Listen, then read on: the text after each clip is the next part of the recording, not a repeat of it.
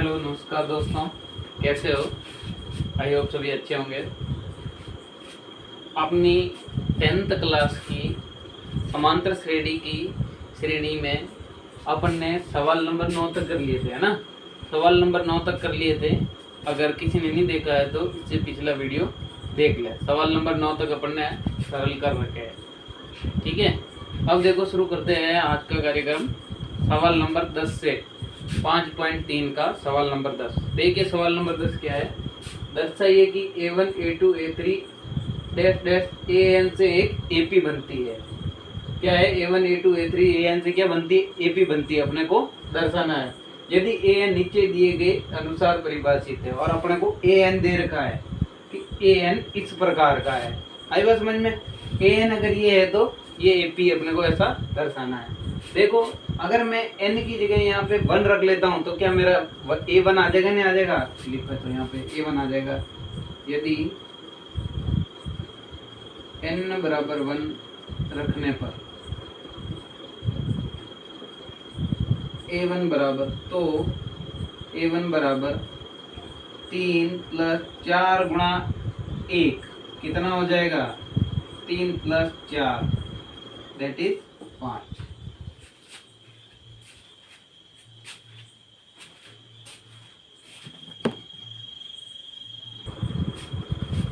Sorry, थोड़ी light चली गई थी।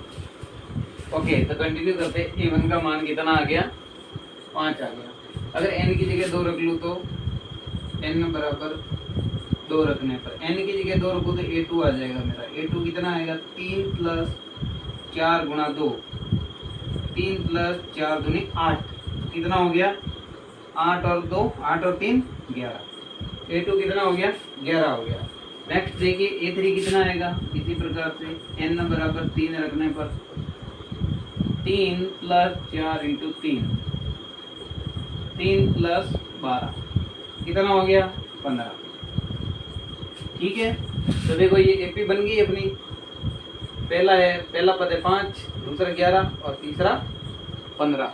आई बात समझ में? देखो यहाँ से AP क्या बनी? तो A1 A2 A3, A1 का मान कितना? 5, A2 का मान 11 और A3 का मान 15। आई बात समझ में? ठीक है, ऐसे करते हुए AP आगे चल रही है। अभी अपने को ऐसा दर्शाना है कि ये एक AP है। तो AP दर्शाने के लिए अपने क्या नियम है? AP बताने के लिए इनका सार्वंतर कैसा होना चाहिए? समान होना चाहिए। तो सार्वंतर देखो D बराबर A2 - A1, दूसरे पद में से पहला पद घटाओ, दैट इज 11 में से 5 गए, कितने बचेंगे? 11 में से 5 गए तो 6। और A3 में से A2 घटाएंगे तो क्या आएगा? A3 में से A2 देखो, D बराबर A3 - A2 बराबर कितना है? A3 15, 15 में से 11 गए। देखो कुछ गड़बड़ की है क्या शायद इसमें? देखो जैसा कि हमेशा कहता हूँ कि सावधानी की दुर्घटना घटी। यहाँ देखो 3 और 4 यहाँ कितना लिख लिया था? पहले 5 लिख दिया था। 3 और 4 कितना होता है? 7 होता है ना। 3 और 4 7 होता है, 5 लिख लिया था। इस कारण यहाँ AP 5 11 15 बन गई थी, है ना। तो 7 11 15, तो 11 में से 7 गए तो कितने बचेंगे? 11 में से 7 गए तो कितने बचेंगे? 4। और 15 में से 11 गए तो कितने बचेंगे? 4। देखो सार्वंतर क्या आ रहा है? समान आ रहा है। सार्वंतर समान आ रहा है, इसका मतलब क्या है? कि AP है। लिखा दे।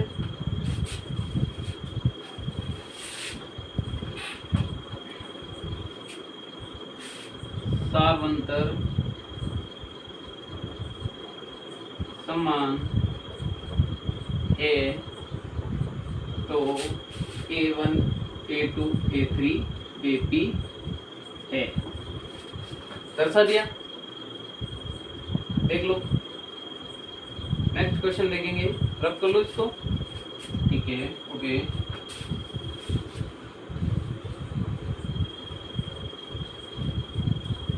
दूसरा सवाल है, यदि AN बराबर क्या हो?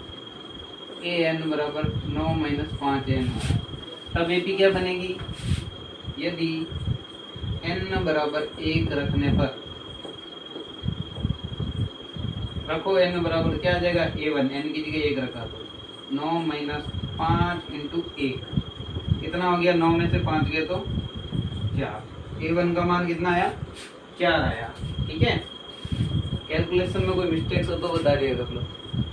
ठीक है, हो सकता है कई बार दिमाग कहीं और होता है, एकदम माइंड सेट नहीं होता है तो हो जाती है कभी बार मिस्टेक्स।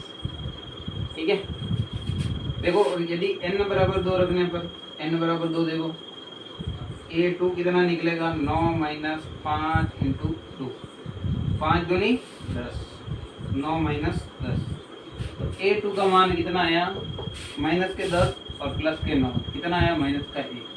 यदि n बराबर 3 रखे तो n बराबर 3 रखने पे देखो a3 निकलेगा, 9 माइनस 5 इंटू 3, a3 कितना आया, 9 माइनस 5 तारीख 15, माइनस के 15 में से 9 गए तो कितने बचेंगे, माइनस के, और कितने बचेंगे, माइनस के 6। तो देखो पहला पद क्या है 4, दूसरा पद क्या है -1, तीसरा पद क्या है -6। तो देखो a1 a2, तो a1 a2 a3 क्या होगा, a1 का मान 4, a2 कितना हो गया माइनस के 1, a3 कितना हो गया माइनस के 6। आई बात समझ में।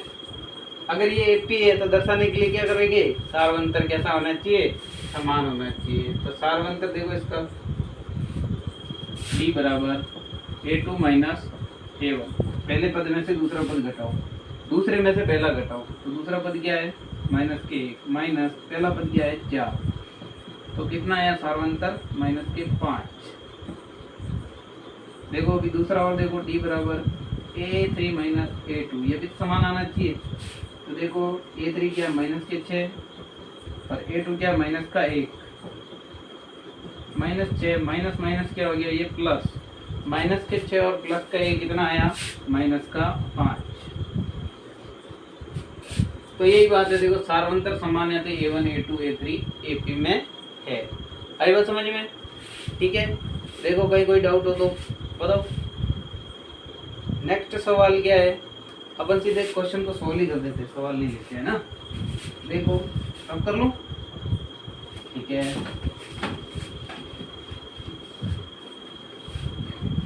सवाल नंबर 11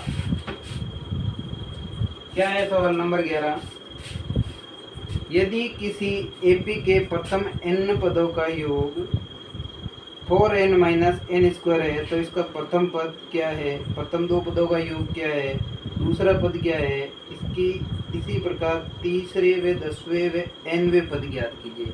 काफी लंबा क्वेश्चन, चलो एक एक पार्ट करके सॉल्व करेंगे। क्या दे रखा है अपने को, यदि प्रथम n पदों का योग, प्रथम n पदों का योग Sn कितना दे रखा है 4n माइनस n स्क्वायर। प्रथम n पदों का योग कितना दे रखा है किसी एपी का, ये दे रखा है। ठीक है, दिया हुआ।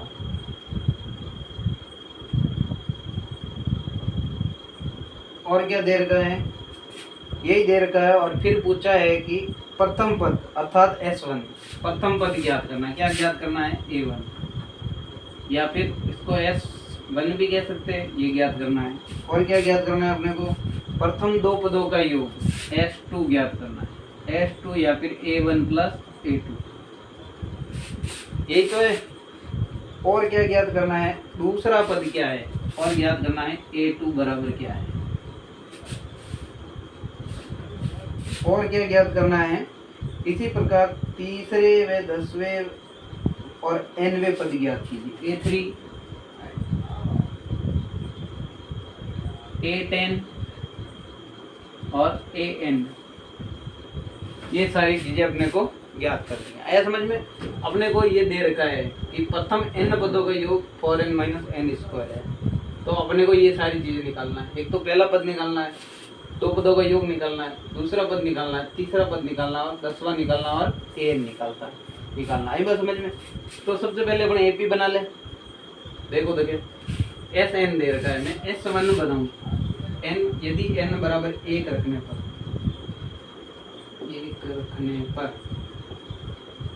क्या होगा, एक रखने पर S1 आ जाएगा, S1 बराबर 4n माइनस एन स्क्वायर। तो n की जगह तो एक रखना है, तो n की जगह एक रखो, माइनस एन स्क्वायर, एक का स्क्वायर, 4 इंटू एक कितना हुआ 4, एक का स्क्वायर एक, कितना आया 3। S1 कितना आ गया अपना, S1 3 आ गया। तो इसका मतलब S1 और A1 में कोई अंतर होता है क्या, कोई अंतर नहीं होता है। S1 का अर्थ होता है प्रथम पद का योग, अरे प्रथम पद भी वही है और उसका योग भी यही वही है। तो प्रथम पद क्या हो गया, A1 बराबर 3, पहला आंसर आ गया।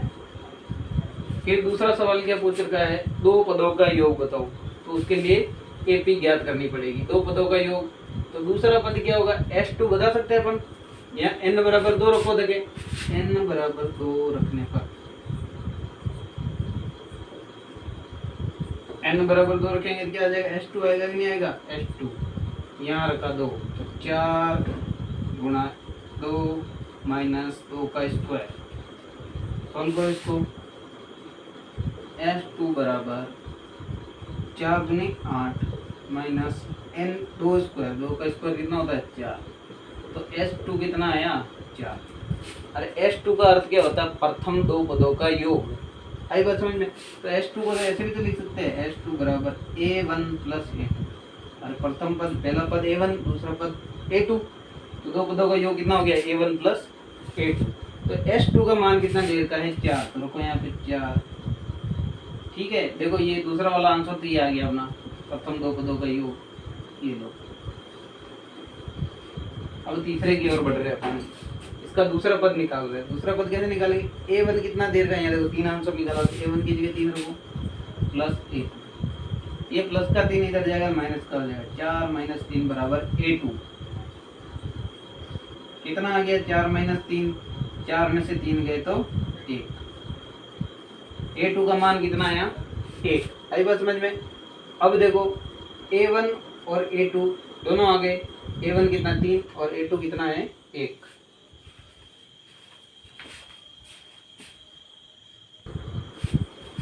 देखिए A2 आ गया है और A1 आ गया है, तो क्या मैं A3 निकाल सकता हूँ, हाँ निकाल सकता हूँ। अगर मुझे सार्वंतर पता पड़ जाए और सार्वंतर में A2 जोड़ दे तो A3 आ जाएगा। सार्वंतर कितना आएगा, देखो A2 माइनस A1, D बराबर कितना आएगा A2 माइनस A1। A2 कितना है यहाँ पे देखो 3, और A1 कितना है, सॉरी A2 कितना है 1, और A1 कितना है 3, तो सार्वंतर कितना आया माइनस के 2। आई बात समझ में। सार्वंतर -2 आया, तो अगर मैं, तो AP जर ऐसी होती है अपनी A, और इसमें जुड़ता है A1 में क्या जुड़ेगा A1 प्लस D, फिर इसमें एक D और जुड़ेगा सार्वंतर, A1 plus 2D, A1 plus 3D, ऐसे तो बनेगा। तो ये मेरा तीसरा पद, पहला पद, दूसरा पद, तीसरा पद, तो तीसरा पद निकाल सकता हूँ मैं अगर A2 में D और जोड़ दूँ तो। देखो A2 कितना है 1, A3 बराबर A2 प्लस D, तो A3 कितना आया, A2 है मेरा 1 और D कितना है माइनस के 2, ठीक है। तो देखो A3 कितना आएगा, A3 बराबर माइनस का 1। देखो ये तीसरा आंसर भी आ गया, A3 बराबर माइनस का 1। आई यहाँ तक समझ में। कोई डाउट हो तो कमेंट करके बताओ मुझे, ठीक है। देखो नेक्स्ट क्वेश्चन क्या है, इसको रब कर लेता हूँ मैं यहाँ से।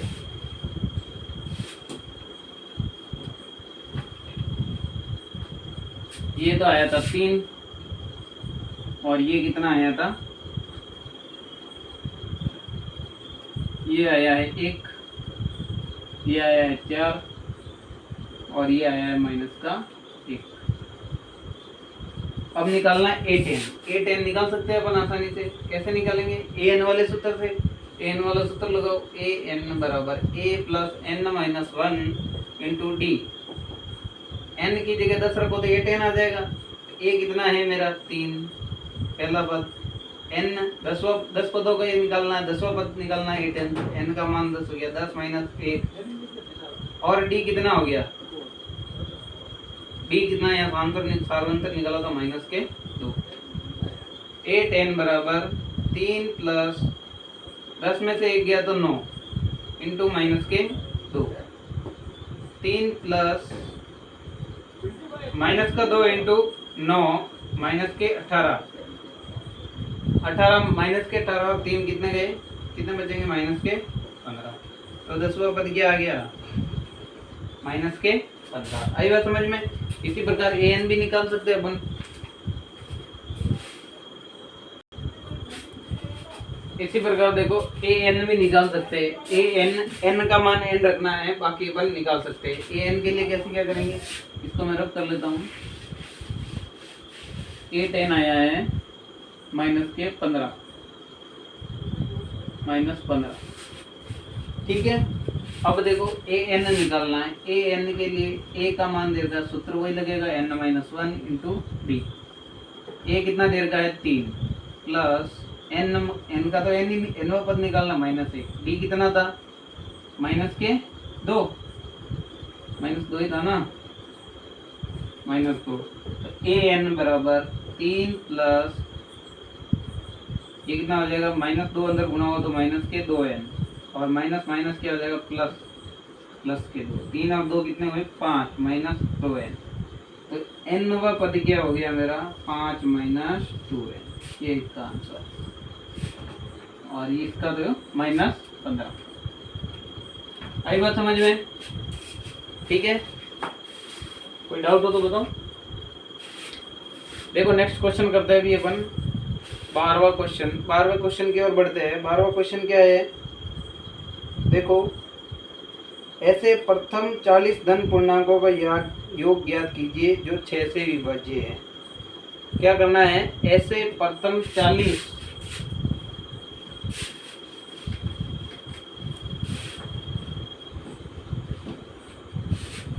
ऐसे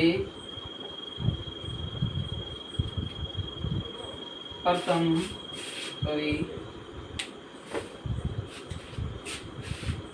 ऐसे प्रथम 40 धन पूर्णांकों का योग ज्ञात कीजिए।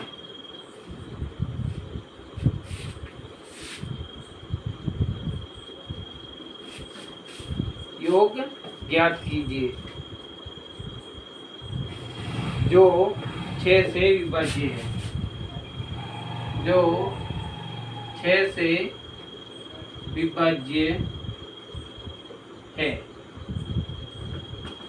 आई बात समझ में। ऐसे प्रथम 40 धन पूर्णांकों का योग ज्ञात कीजिए जो 6 से विभाज्य है। सबसे पहले तो धन पूर्णांक क्या होता है, पूर्णांक क्या होता है, पूर्ण अंक जितने भी अंक है, माइनस इन्फिनिटी, माइनस अनंत से लेके प्लस अनंत के बीच में जितनी भी संख्याएं आ रही है वो सारी क्या है, पूर्णांक है। और इसने पूछा है धन पूर्णांक, मतलब जो धनात्मक संख्याएं है 1 से लेके अनंत तक। और ऋणात्मक पूर्णांक क्या होता है, -1 से अनंत तक। -1 से अनंत तक क्या होती है, माइनस अनंत तक कितनी होती है, ऋणात्मक संख्या। तो इसने तो अपन से पूछा है कि सिर्फ धनात्मक पूर्णांक, माइनस प्लस के 1 से लेके अनंत तक। तो प्लस के 1 से अनंत तक लेको 6 से विभाज्य कौन कौन सी संख्याएं होगी, 1 होगी क्या, 1 में 6 का भाग जाता है, नहीं जाता, पॉइंट में आ जाता है। पूर्ण भाग पूरी तरीके से नहीं जाता है, 2 में नहीं, 3 में नहीं, 4 में नहीं, 5 में नहीं, 6 में, हाँ 6 में जाता है। तो पहला पद क्या हुआ 6, दूसरा 7 होगा, नहीं होगा, 8 9 10 11 12, मतलब 6 का पहाड़ा। ये क्या पूछ रहा है, प्रथम 40 धन पूर्णांक, प्रथम 40 धन पूर्णांक। तो 40वां पद क्या होगा, कैसे निकालेंगे, 6 का पहाड़ा 40 बार, या तो 6 का पहाड़ा 40 बार, अरे 40 बार है तो 40वां पद तो 40 ही होगा। तो कैसे निकाल सकते हैं, 6 × 40 कर सकते हैं, 6 × 40 यही तो होगा 40वां पद। तो कितना होगा, 6 चौक 24, 240। ऐसे नहीं निकाले तो कैसे निकाल सकते हैं, an वाले सूत्र से निकाल सकते हैं। a 40 निकालना अपने को, a कितना है 6 प्लस n-1, n कितना 40 माइनस 1 इंटू डी, डी कितना सार्वंतर कितना 12 में से 6 गया तो 6, 6 प्लस 39 इंटू 6 करो गुणा, 9 छंगे 54, हासिल लगी 5, 76 18 और 5 23, ये कितना हुआ 23, 234 और 6 कितना हुआ 240। आई बात समझ में। ये 40 कितना आ गया अपना 240। अब क्या कहा इसने, इनका योग ज्ञात कीजिए। तो योग ज्ञात करने के लिए देखो अपने पास क्या सूत्र होता है। यहाँ देखो वैसे जनरली ए बराबर कितना दे रखा है 6 और एन बराबर कितना है 40 और डी बराबर कितना है 12 माइनस 6 बराबर 6। ठीक है। देखो एस एन का सूत्र क्या होता है योग का, यही होता है एन बटे 2 2a plus N minus 1 into d. ठीक है। अब क्या निकालना है 40 पदों का योग, तो एस 40 निकालना है। या तो इस सूत्र से कर लो, इससे नहीं करो तो देखो ए 40 मैंने निकाल रखा है, तो इस सूत्र से भी कर सकते हैं एन बटे 2 ए प्लस ए एन। कर सकते नहीं कर सकते, कैलकुलेशन थोड़ी कम हो जाएगी। एन कितना है 40, 40 बटे 2 इंटू ए कितना है मेरा 6 प्लस ए एन कितना है 40 कितना निकला 240। कितना हो गया 40 में 2 का भाग दिया तो 20 बार गया इंटू 240 और 6 246। आई बात समझ में। अब 20 को 246 से गुणा कर दो, यही क्या होगा अपना आंसर। तो कमेंट करके मुझे आंसर में गुणा करके बताना। तो गुणा तो कर ही सकते हैं, आया कि नहीं आया समझ में। सबसे पहले तो एपी बनाइए, 6 से विभाज्य होना चाहिए और 40 पूर्णांक धन पूर्णांक है, इनकी एपी बनाई। तो 40 पद 240 है, पहला 6 दूसरा 12, सार्वंतर कितना है 6 और ये सूत्र लगा के सीधा सा कर लिया। ऐसे क्वेश्चनों की काफी प्रैक्टिस की है पढ़ने, है ना। तो ये सिर्फ अपने को वो सीधे सीधे दे रखे थे, ये थ्योरी के रूप में दे रखे अपने को, डेली लाइफ में कैसे यूज आ सकता है। आई बात समझ में।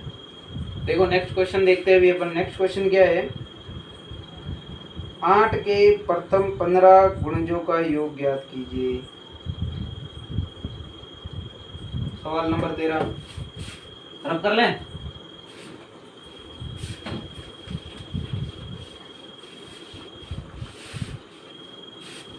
सेम ऐसा कैसा सवाल है 8 के सवाल नंबर 13 8 के प्रथम 13 गुणजों का योग ज्ञात कीजिए। ये सवाल है 8 के गुणज मतलब 8 के गुणा, 8 के गुणा, गुणज बोल दो चाहे विभाज्य बोल दो, 8 से विभाज्य होने वाले है ना। तो 8 से गुणा, 8 के गुणज क्या 8, दूसरा क्या 16, रहेगी नहीं 8 के गुणा से 8 के गुणज, गुणा से जन्म होने वाले गुणज 8 16 24 32। अब 13वां गुणज कौन सा होगा, 13वां गुणज निकालने के लिए या तो 8 को सीधे 13 से गुणा कर दो तो 13वां गुणज आ जाएगा। 8 को 13 से गुणा किया तो 13 13 कितना हुआ 13 इंटू 8, तो 8 तारीख 24 का 4 हाथ लगी 2, 8 8 और 2 10, 13 104। या तो ऐसे निकाल दो 13 पद, ऐसे नहीं निकाले तो ऐसे भी निकाल सकते। ए 13 बराबर ए प्लस सूत्र लगा दो एन वाला n माइनस 1 इंटू बी। तो यहाँ देखो ए बराबर कितना है एपी बनाई, सबसे पहले एपी बनाना है तो एपी ये बनी अपनी ए बराबर 8 है, डी बराबर कितना है 8 है और n बराबर कितना है 13 निकालना 13 गुणज तो n बराबर 13।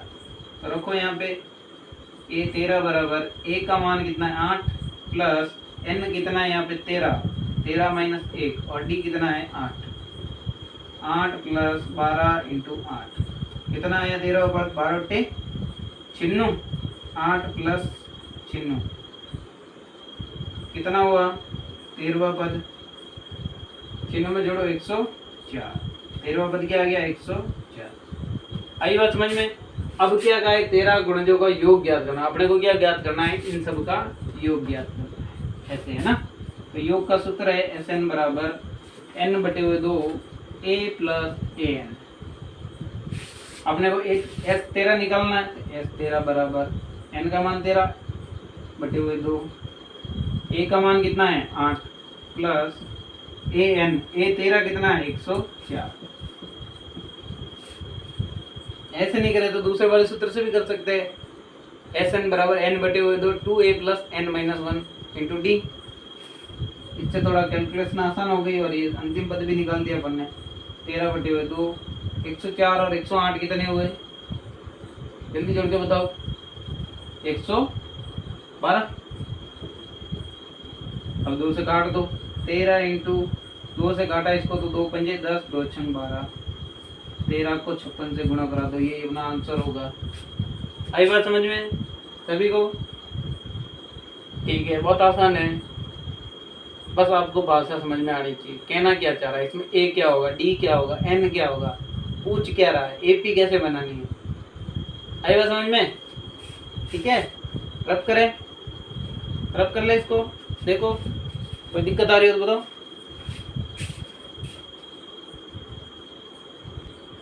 सवाल नंबर 14 देखिए, 0 से 50 के बीच की विषम संख्याओं का योग ज्ञात कीजिए। 0 से 50 के बीच में जितनी भी विषम संख्या आती है उनका योग ज्ञात कीजिए। तो सबसे पहले अपने को ये पता होना चाहिए विषम संख्या होती क्या है ना। तो विषम संख्या का मतलब क्या होता है? विषम से पहले अपने को सम पता होना चाहिए। सम का मतलब क्या है? वे संख्या है जिसके अंत में क्या होना चाहिए? 0 2 4 6 8। इकाई का अंक कितना होना चाहिए? 0 2 4 6 8। क्या कहलाएगी? सम संख्या है। और जिसके अंत में 0 2 4 6 8 नहीं है, ये नहीं है, वो क्या कहलाएगी? विषम संख्या है। इकाई का अंक यानी पहला अंक, जिसके पहला अंक क्या है? 0 2 4 6 8 नहीं है, वो क्या कहलाएगा? विषम संख्या। देखो वो क्या 0 एक विषम संख्या है? नहीं है। अरे 0 से 50 के बीच में ही तो बतानी है। 0 विषम है? नहीं है। 0 नहीं। 1 है? हाँ 1 है। अंत में 1 आ गया। 2 2 0 2 4 6 8 होना चाहिए। 2 है? नहीं है। 3 है? हाँ 3 है। 4 है? 4 नहीं है। 5 है? तो देखो इसी प्रकार से देखो 4 नहीं है, 2 नहीं है, 0 नहीं है, तो ये क्या बनी? 1 3 5 और आगे 7। इसी प्रकार 50 के बीच में, तो 50 कैसी? देखो अंत में कितना आ रहा है? 0। इकाई का अंक 0, इसका मतलब ये कैसी संख्या है? सम संख्या है ना। इससे पहले का एक अंक देखो गुण 50 में क्या आ रहा है? इकाई का अंक 9। 0 2 4 6 8 में से नहीं आ रहा है, इसका मतलब क्या है? विषम संख्या है। तो अंतिम पद क्या हो गया? गुण 50। अब इसने पूछा है विषम संख्याओं का योग ज्ञात कीजिए। योग ज्ञात करना है तो योग देखो एक, यही तो योग है। बताओ तो कैसे? ऐसे एक एक थोड़ी जोड़ेंगे। एस एन का सूत्र लगाओ। एस एन बराबर एन बटे 2 ए प्लस ए एन। अरे एनवा पद कौन सा है? गुण 50 है कि नहीं है? 50वां पद। तो देखो एस एन बराबर एन कितना है यहाँ पे? एन ज्ञात करना पड़ेगा। देखो सबसे पहले तो अपने को कितने पद होंगे तभी ज्ञात कर पाएंगे इसका योग। तो एन ज्ञात करो पहले। तो एन ज्ञात करने के लिए सूत्र है ए एन बराबर A plus N minus 1 into D. A कितना देर का? देखो 1 प्लस, और ए एन कौन सा है? अंतिम पद गुण 50। एन अपने को ज्ञात करना -1। डी कितना? सार्वंतर कितना? देखो 2। देखो भी कितना हो गया? ये किधर गया? तो प्लस का एक इधर आया तो माइनस का 1 हो गया, तो ये हो गया 48। एन ये किसमें है? 2 गुणा में इधर आगे भाग में हो जाएगा। कितना बचा? N minus 1। भाग दिया तो कितना आएगा? 2 दूनी 4 2 चौके 8 24 बराबर एन माइनस 1। ये माइनस का एक इधर आया तो प्लस का हो जाएगा 25। एन कितना हो गया? 25। तो 0 से 50 के बीच की विषम संख्या कितनी हुई? 25 हो गई। आई बात समझ में? अब देखो इस सूत्र में रखना सीधा सीधा अपने को। एन का मान भी आ गया। ए कितना है? 1। डी कितना है? 2। एन कितना है? 25। और अंतिम पद एल कितना है? गुण 50। एल लिख लो चाहे एन लिख लो, सुविधा देता हूँ मैं।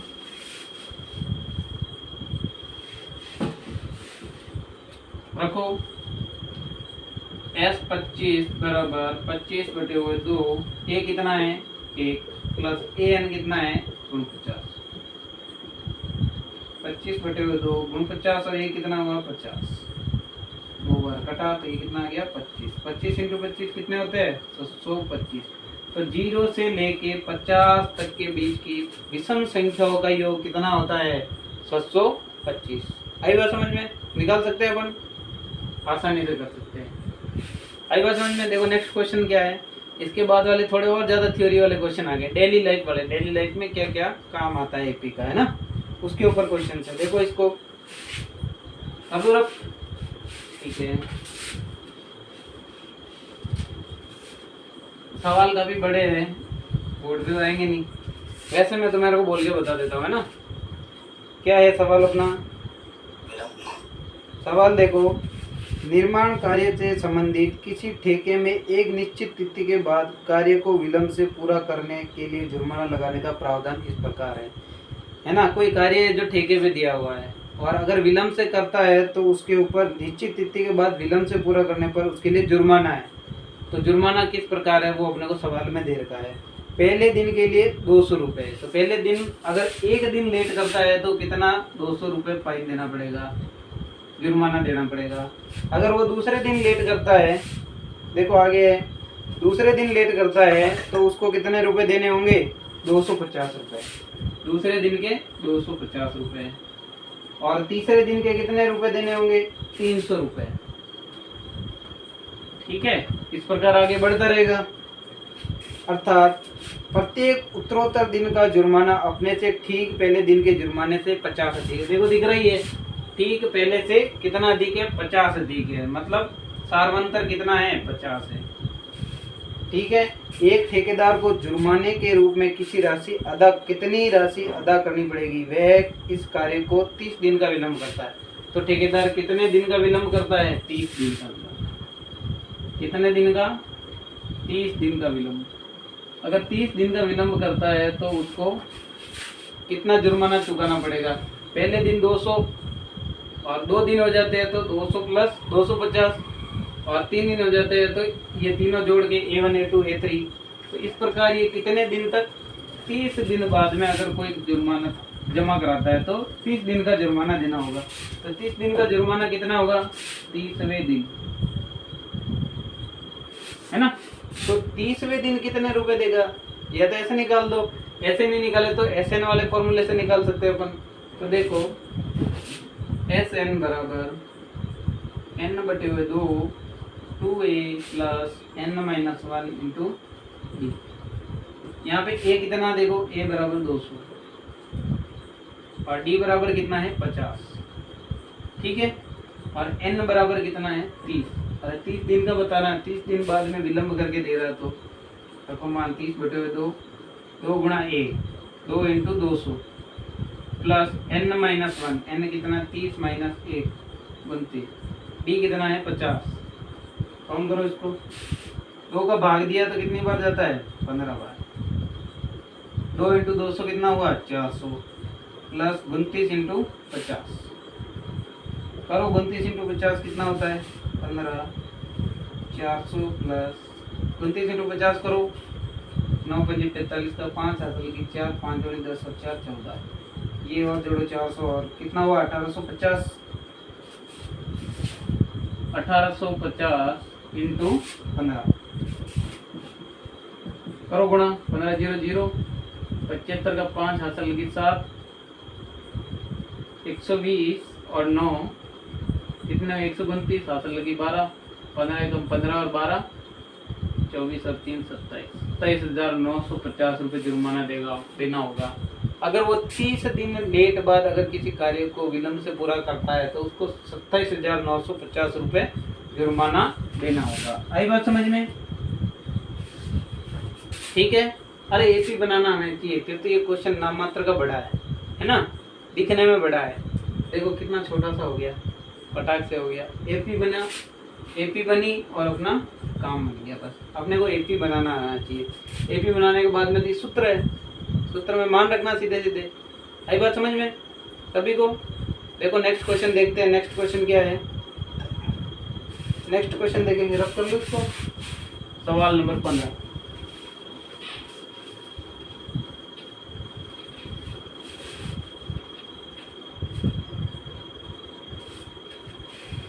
सवाल नंबर 15 है,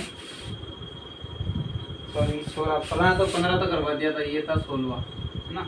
16 किसी स्कूल के विद्यार्थियों को उनके समग्र शैक्षिक प्रदर्शन के लिए 7 नकद पुरस्कार देने के लिए 700 रुपये की राशि रखी गई। यदि प्रत्येक पुरस्कार अपने से ठीक पहले पुरस्कार से 20 रुपये कम है तो प्रत्येक पुरस्कार का मान ज्ञात कीजिए। क्या करना है? प्रत्येक पुरस्कार का मान ज्ञात करना। वापस से पढ़ो। किसी स्कूल के विद्यार्थियों को उनके समग्र शैक्षिक प्रदर्शन के लिए 7 नकद पुरस्कार देने के लिए 700 रुपये की राशि रखी गई। 7 नकद पुरस्कार की कुल राशि कितनी है? 700 रुपये की राशि है। यदि प्रत्येक पुरस्कार अपने से ठीक पहले पुरस्कार से 20 रुपये कम है ना। देखो A1 ऐसे करते हुए अंतिम व पद कितना है? 700 रुपये की राशि रखी गई। कितने की? 700 रुपये की राशि रखी गई। तो अपने से ठीक एक पहले वाला कितना है? उससे 20 कम है। ठीक है, तो अंतिम व पद मैंने मान लिया AN माइनस 20। ठीक है, और इससे एक पहले वाला कितना होगा? कुछ कम होगा उससे, माइनस 20 और कम हो जाएगा उससे। अरे होगा कि नहीं होगा? अगर ये AN होता है तो इससे एक पहले वाला कितना होगा? AN minus 20। और इससे एक जस्ट पहले वाला क्या होगा? AN माइनस एक 20 और कम हो जाएगा 40। और इससे एक पहले वाला क्या होगा? AN माइनस कितना हो जाएगा? 60। और इससे एक पहले वाला कितना हो जाएगा? AN माइनस कितना हो जाएगा? 80। और इससे एक पहले वाला कितना हो जाएगा? AN minus 100। और इससे एक जस्ट पहले वाला कितना हो जाएगा? AN minus 120। और इससे जस्ट पहले वाला कितना हो जाएगा? AN minus 140। और इससे पहले वाला AN माइनस 160। देखो कितने पद हो गए? 1 2 3 4 5 6 और 7। अपने को यहीं तक पूछा था, तो देखो सही ढंग से लिख लेते इसको थोड़ा। तो पहला पद क्या है? AN minus 120। दूसरा पद क्या होगा? AN minus 100। तीसरा पद क्या होगा? AN minus 80। चौथा पद क्या होगा? AN minus 60। पांचवा पद क्या होगा? AN minus 40। छठा क्या होगा? AN minus 20। और सातवां क्या होगा? AN। यही सवाल है, यही पूछ रखा ना। एक बार वापस देख लो।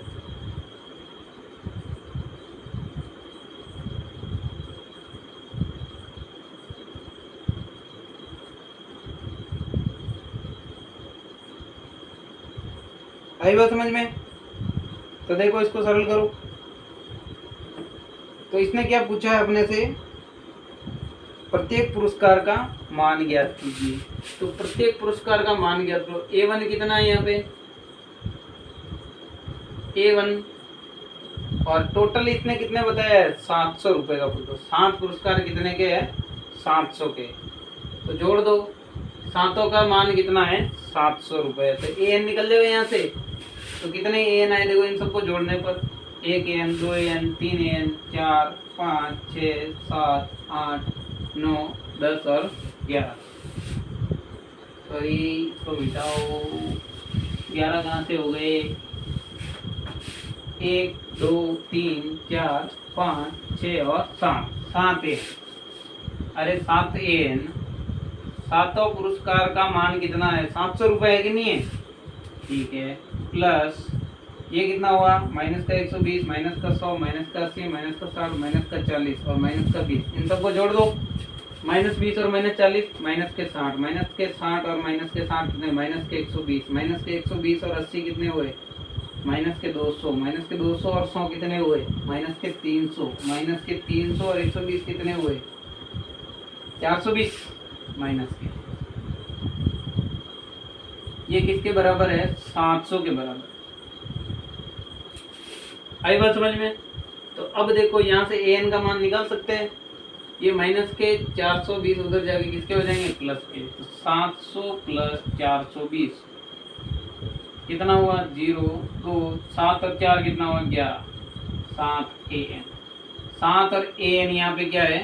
गुणा के अंदर है। तो इधर किस में आ जाएंगे? भाग में आ जाएगा। AN का मान कितना आ गया? ये। भाग दो देखें, 7 एकम 7, कितने बचे 4, 7 छंग 42। ए एन का मान कितना है 60, अंतिम पद कितना है 60। आई बात समझ में? अभी एपी बना सकते हैं अपन। अंतिम पद कितना है 160, ये है 160। इससे एक पहले वाला मतलब 20 कम होगा, तो 20 कम हुआ तो कितना हुआ 140। इससे 20 कम होगा तो ये कितना हो गया 120, 100, और ये कितना हो गया 80, ये कितना हो गया 60, और ये कितना हो गया 40। कितने हुए 1 2 3 4 5 6 7। तो पहला पद क्या है 40, दूसरा क्या है 60, तीसरा क्या है 80, चौथा 100, पांचवा 120, छठा 140, सातवां 160। आई बात समझ में? एपी बन गई ये भी। और इसको दूसरे तरीके से भी कर सकते हैं, लेकिन ये तो सामान्य रूप था, हर कोई कर सकता है इसको। आई बात समझ में? अगले दूसरे तरीके से और नेक्स्ट वीडियो में करके बताएंगे इसको। देखो यहाँ तक किसी को कोई डाउट हो तो बताओ। ठीक है, यहाँ तक समझ में आया क्या? Okay okay, have a good day, nice. I hope सभी को समझ में आया होगा। Thank you.